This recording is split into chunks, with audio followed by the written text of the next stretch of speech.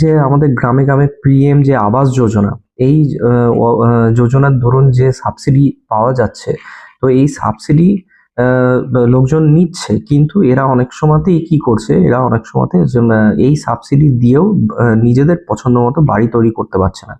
তো এরা কি করছে, অনেক সময়তে এই সমস্ত এই অ্যাফোর্ডেবল হাউসিং সেক্টরে যে সমস্ত কোম্পানি আছে, তাদের কাছ থেকে লোন নিয়ে তাদের বাড়ি তৈরি করছে। যেমন পিএম আবাস যোজনায় যে টাকাটা দেয়, আপনি বলুন তো কতটা আপনার বাড়ি হবে? হয়তো একটা রুম হতে পারে, একটা বাথরুম হতে পারে, কিন্তু তাদের হয়তো দরকার ২-৩টে রুম।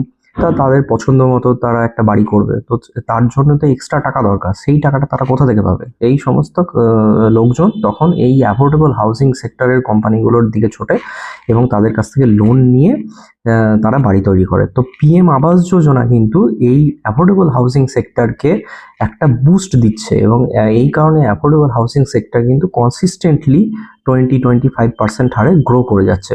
এই ৩